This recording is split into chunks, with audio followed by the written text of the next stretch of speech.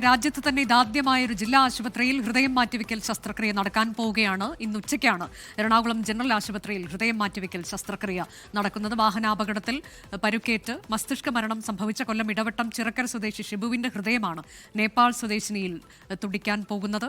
ബിരുദ വിദ്യാർത്ഥിനിയാണ്. ജനിതക വൈകല്യം ബാധിച്ച് ഹൃദയഭിത്തികൾക്ക് കട്ടികൂടുന്ന അസുഖം ബാധിച്ച് നേരത്തെ അമ്മയും സഹോദരിയും മരണമടഞ്ഞതാണ്. പിതാവ് നേരത്തെ തന്നെ മരിച്ചിരുന്നു. അപ്പോൾ ഒരു അനാഥയായ പെൺകുട്ടി, ഇപ്പോൾ സഹോദരൻ മാത്രമാണ് ഒപ്പമുള്ളത്. ആ പെൺകുട്ടിയിലേക്കാണ് ഷിബുവിന്റെ ഹൃദയം എത്തുന്നത്, ഹൃദയം മിടിക്കാൻ പോകുന്നത്. അതിനുള്ള തയ്യാറെടുപ്പുകളാണ്. ഹൃദയം വഹിച്ചുകൊണ്ടുള്ള എയർ ആംബുലൻസ് അല്പസമയത്തിനകം തിരുവനന്തപുരത്ത് നിന്ന് പുറപ്പെടും. ഏതാണ്ട് 45 മിനിറ്റ് കൊണ്ട് എറണാകുളത്തേക്ക് എത്തിച്ചേരാൻ കഴിയുമെന്നുള്ളതാണ് പ്രതീക്ഷ. മനീഷ് മഹിപാൽ, ഒപ്പം അലക്സ് റാം മുഹമ്മദ് എന്നിവരുണ്ട് തത്സമയം. മനീഷിലേക്ക് വീണ്ടും. മനീഷ്, ഇപ്പോൾ ഈ എയർ ആംബുലൻസ് പുറപ്പെടാറായോ? എപ്പോഴാണ് ഹൃദയവും വഹിച്ച് അങ്ങോട്ടേക്ക് എത്തിക്കുന്നത്, എയർ ആംബുലൻസിനടുത്തേക്ക്?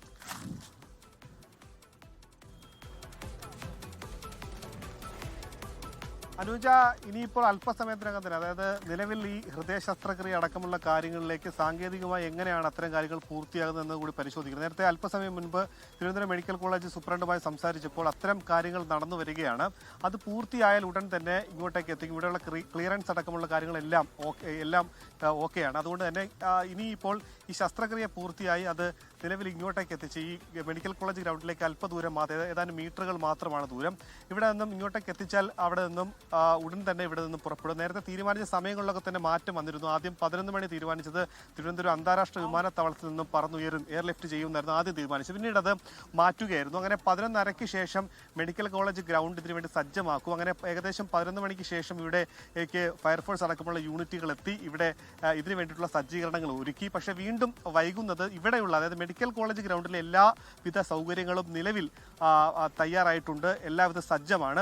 പക്ഷേ ഇനി മെഡിക്കൽ കോളേജിൽ നിന്ന് ഇങ്ങോട്ടേക്ക് എത്തേണ്ട താമസം ഉണ്ടെന്നാണ് പോലീസ് അടക്കമുള്ള ഉന്നത ഉദ്യോഗസ്ഥർ ഇതുമായി ബന്ധപ്പെട്ട് പറയുന്നത്. ജില്ലാ കളക്ടർ, പോലീസ് മേധാവി അടക്കമുള്ള ആളുകൾ നിലവിൽ നേരിട്ടെത്തി ഇതിന്റെ ഈ വിഷയങ്ങൾ, അല്ലെങ്കിൽ ഇതുമായി ബന്ധപ്പെട്ട യാത്രയെ സംബന്ധിച്ചുള്ള സൗകര്യങ്ങളും സംവിധാനങ്ങളെ കുറിച്ചുള്ള കാര്യങ്ങൾ നേരിട്ട് പരിശോധിച്ച് വരികയാണ്. നമുക്കറിയാം, നേരത്തെ കോട്ടയം മെഡിക്കൽ കോളേജിലൊക്കെ തന്നെ ഇത്തരത്തിൽ ഹൃദയമാറ്റവെക്കൽ ശസ്ത്രക്രിയ നടന്നിട്ടുണ്ട്. പക്ഷേ സംസ്ഥാനത്ത് ഇതാദ്യമായിട്ട് ഒരു ജില്ലാതല ആശുപത്രിയിൽ ഇങ്ങനെ ഒരു ശസ്ത്രക്രിയ നടത്തുന്നതെന്ന പ്രത്യേകതയ്ക്കൊപ്പം തന്നെ അത് എയർലിഫ്റ്റ് ചെയ്ത് എത്തിക്കുന്നു എന്ന മറ്റൊരു സവിശേഷത കൂടി ഉണ്ട്. ഒപ്പം തന്നെ ഇതും രണ്ടും മാത്രമല്ല, ഒരു വ്യക്തി തന്നെ അയാളുടെ അവയവങ്ങളെല്ലാം തന്നെ വിവിധ സ്ഥലങ്ങളിലേക്ക്, എറണാകുളത്ത് അമൃത ആശുപത്രിയിലേക്കും തിരുവനന്തപുരം മെഡിക്കൽ കോളേജിലേക്കും, ഒപ്പം തന്നെ ഇപ്പോൾ ഈ ഹൃദയമാറ്റവെക്കൽ ശസ്ത്രക്രിയയ്ക്ക് വേണ്ടി ഹൃദയം നൽകുന്നു. അങ്ങനെ അവയവങ്ങളെല്ലാം പലർക്കായി, 7 പേർക്കായി പകുത്തു നൽകുന്നു എന്ന വലിയ പ്രത്യേകതയുണ്ട് ഈ ഒരു സംഭവത്തിന്.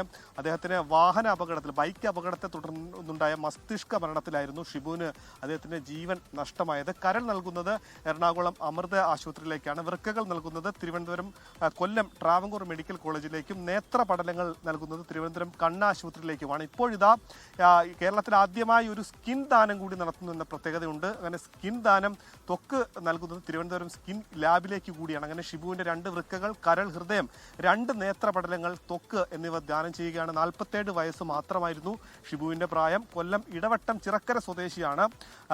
നിലവിൽ ഈ ഹൃദയം കൊണ്ടുപോകുന്നത് എറണാകുളം ജനറൽ ആശുപത്രിയിലേക്കാണ്. അവിടെ ഹോട്ടൽ ഹയാത്തിലേക്ക് എത്തിയ ശേഷമായിരിക്കും അവിടെ നിന്ന് പിന്നീട് ഇത് എറണാകുളം ജനറൽ ആശുപത്രിയിലേക്ക് റോഡ് മാർഗം എത്തിക്കുക. എന്താണെങ്കിലും നിലവിലത്തെ റിസ്ക് ഒഴിവാക്കാൻ വേണ്ടിയിട്ടാണ് ഈ തിരുവനന്തപുരം മെഡിക്കൽ കോളേജിൽ നിന്ന് ഇത് അന്താരാഷ്ട്ര വിമാനത്താവളത്തിലേക്ക് റോഡ് മാർഗം കൊണ്ടുപോകുന്നത് ഒഴിവാക്കി പകരം തിരുവനന്തപുരം മെഡിക്കൽ കോളേജിന് തൊട്ടടുത്തുള്ള മെഡിക്കൽ കോളേജ് ഗ്രൗണ്ട് തന്നെ ഇതിനു വേണ്ടി സജ്ജമാക്കി ഇവിടെ നിലവിൽ എയർ ആംബുലൻസ് അടക്കമുള്ള സംവിധാനങ്ങൾ ഒരുക്കി ഇവിടെ നിന്ന് 40 നിമിഷത്തിന് ശേഷം പറന്നുയരും.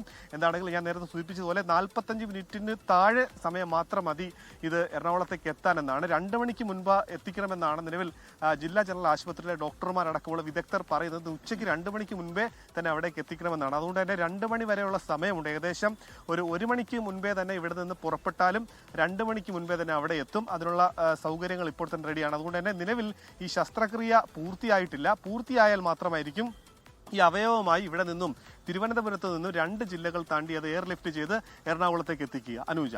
അതാണ് അത്തരത്തിലേക്ക് എല്ലാ ഒരുക്കങ്ങളും ഇപ്പോൾ പൂർത്തിയായിട്ടുണ്ട്. എയർ ആംബുലൻസ് കാത്തു കിടക്കുകയാണ്. തിരുവനന്തപുരം മെഡിക്കൽ കോളേജിന് തൊട്ടടുത്തുള്ള ഒരു ഗ്രൗണ്ടിൽ എയർ ആംബുലൻസ് എത്തിയിട്ടുണ്ട്. അത് റോഡ് മാർഗം വിമാനത്താവളത്തിലേക്ക് പോകുന്ന അതൊക്കെ ഒഴിവാക്കാൻ വേണ്ടിയാണ് തൊട്ടടുത്തേക്ക് തന്നെ എയർ ആംബുലൻസ് ഇറക്കിയത്. പോലീസ്, ഉന്നത പോലീസ് ഉദ്യോഗസ്ഥർ, കളക്ടറും ഒക്കെ സ്ഥലത്ത് എത്തിയിട്ടുണ്ട്. നേരത്തെ തന്നെ അവരുടെയൊക്കെ നേരിട്ടുള്ള മേൽനോട്ടത്തിലാണ് ഈ കാര്യങ്ങൾ ചെയ്യാൻ പോകുന്നത്.